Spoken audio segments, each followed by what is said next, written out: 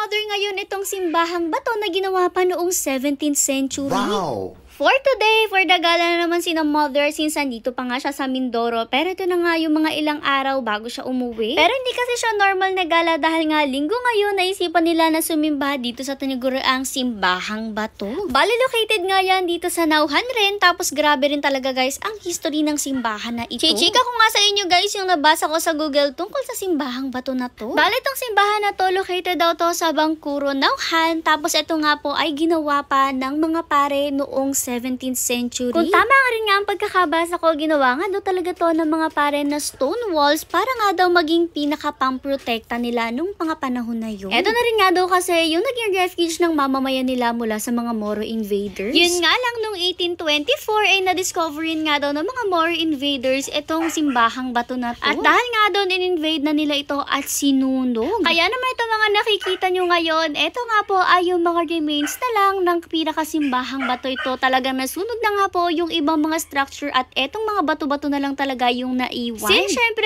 hindi naman nasusunog talaga ang mga bato-bato. Pero ever since roofless na raw rin nga kasi talaga itong pagkakagawa sa simbahan na ito. Ang tagal rin nga daw talaga na nakatiwangwang lang itong simbahan na to hanggang sa ginawa na nga siyang ganito. May simbahan na sa loob ng simbahan. At naging tourist spot na rin nga ito dahil nga sa history niya. Anyways, ito nga napatambay dito si Mother kasi meron dito mga iba't ibang kandila na pwede mong bilhin tapos magdadasal ka. May iba't ibang kulay rin nga yung mga kandila na yun na nagko-correspond sa ipagdadasal mo or hihilingin mo. Alam nyo ba, for the inggit nga ako nung time na to kasi hindi na nga kami kasama tapos gusto ko talaga makapagdasal sa mga ganitong iba't ibang kulay ng kandila. Naniniwala rin kasi ako sa mga ganito na kapag nagdasal ka nga doon ng mataimtim tapos itong may mga ganitong kulay ng kandila talagang magkakatotoo kung ano man yung hinihiling mo. As long as syempre galing din talaga sa puso yung paghiling mo at pagdarasal mo. Bala, ito nga kumuha na si Mother na iba't ibang kulay ng kandila. Meron siyang dalawang pink para sa health. Meron din siyang green at violet para rin nga sa wealth at prosperity. Dumiretso na rin nga sila dito sa pinakatirika ng kandila para makapagtirik na rin at itong si Mother basta magtitirik kami ng kandila hindi magkaintindihan paghanap ng lighter niya.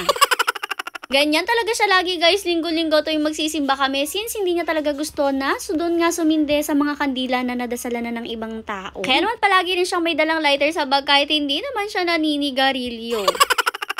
Anyways, eto na nga, nilagay na rin nila dito yung mga kandila na sinindihan nila. Kung di nga ako nagkakamali, kaya dalawang for health yan, syempre, yung isa para kay Mother at yung isa para sa iba pa niyang ipagdarasal. Bale, nung mailagay niya yung mga kandila niya, nagdasal na lang rin nga siya dyan ng mataimtim. Maganda kasi talaga guys, na ipagdasal mong maigi kung ano man yung gusto mong hilingin sa Panginoon. Anyways, ayun na nga, after din naman nilang magdasal, dumiretso na rin nga sila sa pinakasimbahan para nga umattend na rin ng misa. Napakasimple lang rin naman ng simbahan na to, pero talagang dinarayo dahil very historical rin nga talaga ang lugar na to. Umupo na lang rin nga si Mother dito sa umpuan na to at syempre kasama rin nga pala niya ngayon itong si Inay. Bago po nga nila mag-umpisa pa lang yung misa at hinihintay pa yung pare kaya naman si Mother lumabas rin muna siya saglit para tingnan nga at pakita sa inyo itong structure ng simbahang bato na to. Kung titingnan nyo kasi nakakamangha rin kasi talaga siyang tingnan since ang ganda-ganda rin ang pagkakagawa sa kanya tapos may mga design pa talaga siya na hindi natin maintindihan syempre. Dahil nga yung mga design na yan talagang gawa pa nung sinaunang panahon na tingnan nyo talagang tinubuan na rin nga niya ng mga damo-damo. Pero grabe kahit ako talaga nagaganda na ako sa itsura niya kasi kitang-kita mo talaga na makaluma siya at talagang ang ganda kasi may history siya. Dito nga rin sa pinaka-pathway may mga ribulto rin sa mga madadaanan nyo gaya na lang nga nitong isang to. Lumabas pa rin nga talaga si Mother para ipakita sa inyo yung pinaka-entrance niya. Ayan, may pagganyan pa siya dyan. Parang Miss Universe talaga siya. Medyo may kahabaan rin yung lalakarin nyo pero mag-enjoy naman kayo kasi presko rin talaga yung lalakaran nyo. Tapos tingnan nyo, ang dami rin niyang tao dito. Pumasok na rin nga si Mother diretso dito sa simbahan. Bali kung makikita nyo, yung paligid na nga lang, yung meron mga bato-bato, tapos yung pinakataas o yung pinakabubong, parang ginawa na nga lang ng paraan, para nga may pinaka-shelter. Anyways, habang nagmimisa, syempre nag-alay na rin nga si Mother dito sa mga pare at kasama na rin nga niya itong si Inay sa pag-aalay or sa pag-aabot ng tulong. After misa naman, syempre umuwi na rin nga sila kasi umiinit na rin nga nung time na to. Pero hindi talaga mapapigilan ng init. Ang kagustuhan ni Mother sa ganitong inihaw na saging. Ay naman talaga nakipagsiksikan siya dyan para makabili siya at pinakyaw na rin niya ngayon guys kasi alam niyo ba favorite talaga yan ni mother. Actually kahit dito sa Bawan palagi siyang humahanap ng ganyang nagbebenta ng mga inihaw na saging. Pag uwi naman nila, diretso sila dito kay na Tito Abe at tingnan nyo, talagang kahit malayo yung parking ni mother, sinalubong siya nitong si Tiger. Para ito nga, pinakita rin sa inyo ni mother kung gaano kalawak yung area dito ni Leon at ni Tiger na pwede nilang paggalagalaan. Tingnan nyo naman, grabe kalawak. Kaya si Leon delikado rin talaga kapag pinaalpasan at nakakatakbo palayo. Although nakakapanghinayang rin talaga kasi sayang hindi niya ma-enjoy itong malawak na lugar na to. Kasi nga tuwing inaalpasan siya or tinatanggalan siya ng leash, talagang tumatakbo siya kung saan-saan sumusuot sa maisan, sa palayan at talagang halos hindi mo na makita. Kaya naman hindi na rin talaga siya pinapalpasan at kung igagala man siya, nakatali na rin nga siya or may hindi nga gaya nitong si Tiger na napakabait kasi tingnan nyo talagang hindi siya tumatakas at hindi rin siya gaanong lumalayo. Sabi ko nga totoo yata talaga yung ginawa na Tito Abe na talagang inikot niya nga itong si Tiger ng 3 beses dito sa palibot ng bahay nila para nga daw hindi nga daw siya mawala or maligaw at masanay siya sa bahay niya. Yun nga kasi hindi nila ginawa kay Leon kaya naman ayun talagang tumatakas siya. Tapos eto rin nga si Leon guys, nakakulong muna siya nung time na to. Eto naman na yung mga manok ni Leon at ni Tiger na binabantayan nila. O diba tingnan nyo ang gaganda kasi mukha talaga sila mga bulaklak dyan. Ang cute rin naman kasi talagang puting-puti sila at tingnan nyo talagang todo kain rin ang mga manokis. Bilang pang beat the heat naman